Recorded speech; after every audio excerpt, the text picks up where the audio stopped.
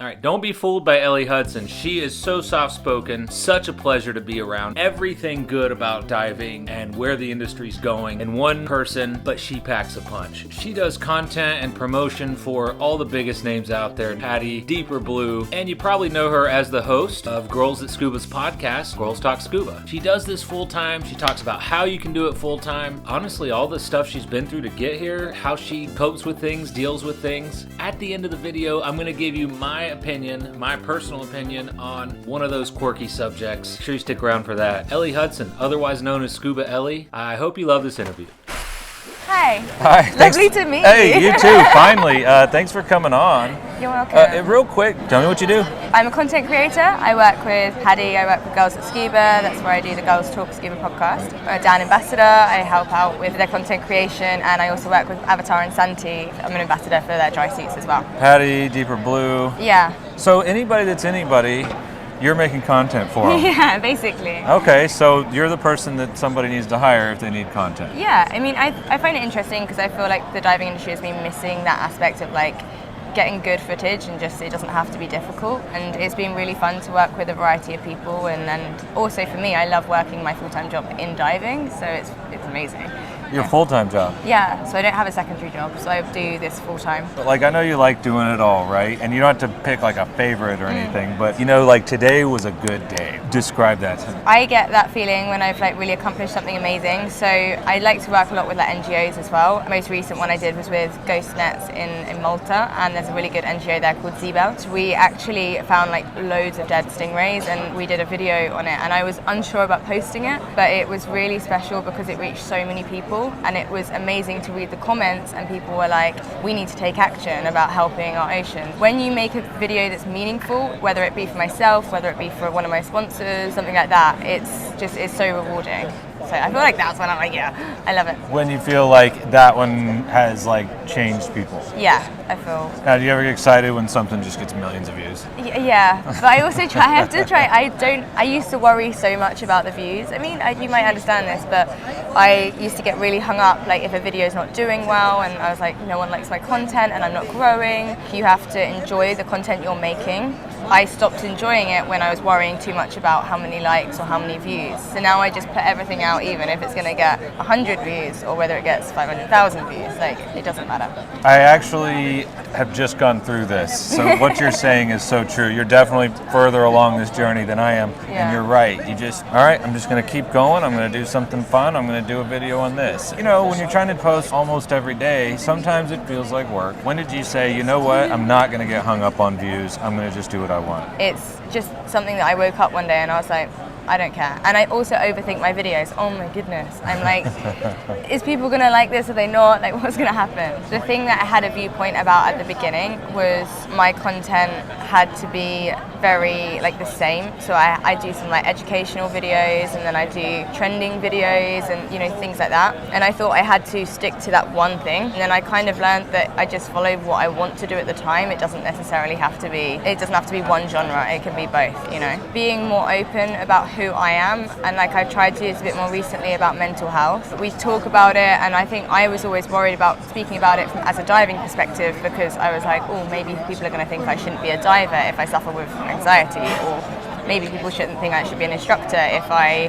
have spats of depression, you know. So I was really closed off about that, and I think recently that's where my opinions changed as well. Is like I want to talk about that within the diving community as well. Where do you source where do you get your inspiration? I think a bit of everywhere. I look at a lot of like online blogs or news articles. I think also I take inspiration from other people, other dive centres, questions that people might have in the comments if there's a topic that's being spoken about. Like Olivia said in the panel yesterday, really hit it on the head, which is also looking outside of diving. There's a really good lady that I kind of took my coffee morning style from, and she was doing that with yoga, and I love the style because it's so informal and it makes people feel comfortable. Yeah. So for sure, everywhere is inspiration. Do you think that's helping diving with kind of organic, uncurated, anybody can do it of social media? Because I feel like, I know there's a lot of negatives with social media, right? I mean, we've talked talked about it, you can get addicted to it and everything. I think we've all been through that. But I feel like, because the dive industry seems to be changing very quickly for good, like the best. We see a lot more women in diving. We see it's a lot more inclusive. We see it's just growing. It's becoming more mainstream. And I think social media has actually played a big hand in that. Do you agree with that? For sure. Like, I think without social media, we're not going to be able to grow the diving industry, and I think it's amazing seeing the difference that they've actually made by doing these diving videos, because you get non-divers now that comment and they're like, oh, that's so funny, or oh, I wish I could see that underwater, or something like that. And I feel like that's why as an industry we all need to like get on top of social media, use content creators, use people's pages and promote them. You know, even as dive centers share other people's content to boost it, it all helps. The one post you regret? It would probably be my tank video. Sorry to interrupt. I'm going to be real quick. If you want to support this channel, go to sweetwaterscuba.com. Info's in the description. You can get the blue shirts, the red hat, the vinyl holographic tank stickers that everybody seems to love, and of course the autographed children's books that come directly from me. And back to the show. Like your tank video? I don't know why. I did it really in a rush. The reason I'd want to delete it is because I would want to redo it better. But then, it's just life, isn't it? But it was just really simple. It was like how to hold a tank properly, how to hold a cylinder properly. It did really well, but I just don't like the look of it. I'm like, oh, it looks a bit rough. So you probably run into this too. You said tank and cylinder. Yeah. And people get very annoyed. They do. And I'll put it, but like we know that most people call it a tank, right? Yeah. And the public that doesn't know anything about scuba diving calls it a tank. Of course, then they say oxygen tank, right? Yeah. And you know, it's a cylinder, but I work with some commercial divers too, and they're like, no, it's called bottle. What? They call them bottles. Wow. Oh yeah. Go find a commercial like hard hat diver, and they're like, yeah, those are bottles, bailout bottles, your backup bottle. Yeah. They call them bottles. Okay. Yeah, and they'll look at you like you're a lot of those in the comments, don't you, where people are like, you're saying this wrong, or this is wrong. Speaking of comments, you can just say something as simple as that, where you say tank, and they'll say, well, they're called cylinders because there's a gas in it.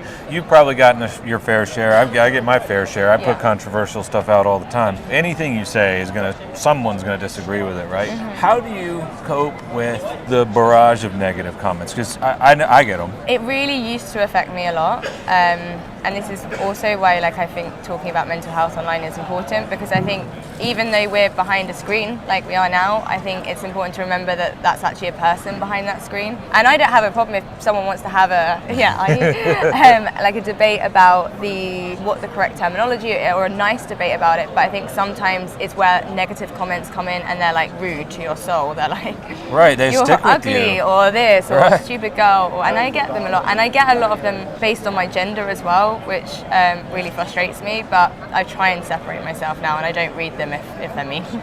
You're probably in a dilemma, like you kind of want to engage sometimes and get feedback, but at the same time, like, I almost don't even want to look at them sometimes, particularly if it's something I know is a bit controversial. But yeah, you're right. I've only just been able to get over that. Philosophy is just ignore them. Well, yeah, but I also think the diving industry can be very judgmental. I'm sorry, but I do think it can be. Oh, yeah. Because I think whatever you're talking about, whether it's, as we said earlier, the terminology of things, or whether someone's talking about how someone's diving, I mean, there should be safety concerns, yes. Like, you don't have any buoyancy, then of course there needs to be conversations about that. But we remember that we're trying to get people into the industry, and if you constantly bat someone down because your buoyancy isn't good enough, or you've got the wrong equipment, then we're never going to make a community how we want it. It's just going to be this judgmental mess. And social media is the worst for that, because people come out with their keyboard warriors and they start saying all of these things, and it actually, what hurts me the most is not when it's happening to myself, but when I see it happening to other people. Yeah. Because it's sad, it really is. You know, you should be supporting each other in the industry. How do you feel about Scuba Divers Uncensored? don't even answer that. I'm kidding.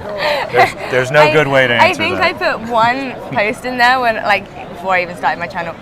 One post in there, and I got annihilated, literally. And it was about, I had DCS once, and it was... I saw that, yeah. Yeah, and I got annihilated, so I didn't post in there again.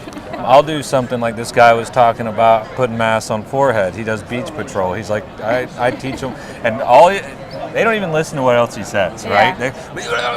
I'll put them in there now because I don't even care anymore. It's like, grenade. Oh, they'll start arguing amongst themselves, but like, yeah, you want to stir the pot, throw one in there. You can do anything, like anything. This is what's nice about communities like Girls at Scuba as well, because you feel safe in the community to put something. I mean, I had one the other day, which is, I was diving to inset and I had my mask strapped on the front of my head and my mask on the back of my head. And someone was like, why'd you wear your mask like that? And I was like, well, actually, I wear it like that because my necklace here, like I can't put my mask around my neck. We all wear things different ways. I think it's just I wear it backwards on my head. Yeah. All the time. What's wrong with it? Or then you get the debate between like spitting in your mask or licking your mask and... Do it how you want. Yeah. I use stream to see. Yeah, exactly. Yeah, I don't know why it stirs people. The mask one's huge. I don't like it right here. I don't like how it feels. It's, you know, all the defog and it's all...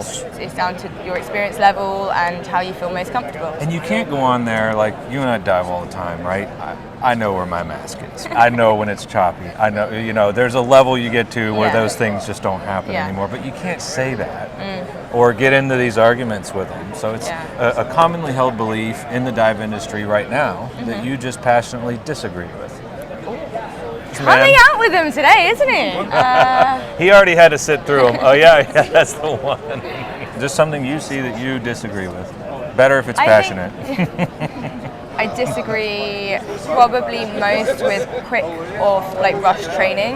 Rush training? Yeah, I think everyone's guilty of it in some way, shape or form sometimes, I think. But as an instructor, I'm kind of like passionate about making sure people are trained properly because I think that's the foundation of where you're going to be in your diving career. I learned to dive 10 years ago and there was things that I learned afterwards where I was like, do you know, I wasn't taught that properly sometimes. It's a shame to see when people are just like, okay, do this, do this, do this. You know, do your open water, then do your advanced, like straight back to back. And I'm like, that's great if the person is capable, because some people might be amazing at it. But if they're not and they're not comfortable yet, then don't push people into it, you know? What do you suggest for a new person who's just got scuba certified? It's like get into practice, dive as much as you can, but listen to people, take on people's advice if they're saying, you know, this is how you can maybe improve, because the diving community is mostly lovely and it's always nice. Like people give me tips sometimes, or you can do it that way better, or it might be easier that way, and take that on board as well, you know, because that's your start of your journey. Something you'd like to tell everybody, if you can only tell them one thing, to kick off their social media. I would just say get as much content as possible. Just start filming on your iPhone, you know, all the time. Don't be afraid to film yourself. Don't be afraid of your voice. Don't be afraid of all of that. And you really do. I totally agree with it. I will second that. And just film everything. And be confident in yourself. I know people hate their voices often, and I don't particularly like mine, but just get it out there. It's fine. It's what you sound like to everyone. So. Just get started. Yeah. Yeah. No, that's good. I think that's where people drop the ball in like the setup and everything, because everyone's so busy on a dive site and everyone forgets. I always tell people, hey, get the one of everyone getting on the. They're like, oh, we just got so busy. It's hard, right? Yeah. And getting everyone to corral in, and you know, you got to like force it. I think also just like sometimes I just set up a tripod and I just record like it might be 7 minutes worth of me just like packing my bag or something, but you can always trim that down and then use it at a later stage, and you're not having to worry about like tripods. They're great. How did you feel about getting roped into that dance video yesterday? I actually loved it. It was the best dance video. It came out good. I mean, you've got moves as well. I do not. Steven, not so much. I felt really stupid, but it came out great. She did such a good job. Yeah. The last thing, when you're not diving, when you're not creating content, if our phone doesn't get knocked over right now, what do you do for fun? Outside of this world. Outside of this world, I have 2 dogs. I love them. I take them for walks. They go swimming. What else do I do for fun? I'm a figure skater, so I go. You are? Yeah, I'm a figure skater. I know, it's a weird combination, right? And I love traveling as well. So, I mean, diving takes me to a lot of beautiful locations. I also love being able to explore like the culture there or the history there and stuff like that. So, would it be possible to figure skate with scuba gear on? Could you do it? Do you want me to? Is that a challenge? That is a challenge. Do you want me to try? Yeah. Are we talking like full? I can do full dry suit. I could do a wetsuit. Just the gear and the wetsuit. Let's see what you got. Okay. I'm so excited. Ellie, thanks for coming on. Thank you very much. All right. All right, here it is, my personal opinion on these fellas right here. I know they're cylinders, and in a professional setting, maybe it's a good idea to call them cylinders because they contain a gas. Technically, a tank is something that contains a liquid, but people call them scuba tanks. It's fun. It's like you don't call a car an automobile. Just call it a car. I even call my truck a car. It's not so much about being correct. It's just about You can call it whatever you want, but I think it's all about not ruining that conversation. So staying fun about it. I usually call them tanks. This is just one of those things that if somebody outside of the industry hears people arguing about this, it's a turnoff. But as soon as someone starts telling you they're cylinders, just remember there's a commercial diver out there that still calls them bottles. I'm not gonna lie, bottles sounds kind of fun. And commercial divers are doing the dirtiest, sketchiest, scariest work of all out there. So they probably earned getting to call these scuba tanks or cylinders bottles. Commercial folk out there going in pipes, fixing bridges, working the rigs, fixing the underside of big scary ships. For that, bottles up. Let me know what you thought of the episode, and of course, tank, cylinders, or bottles. Let me know your opinion on that in the comments. I'll see you next time.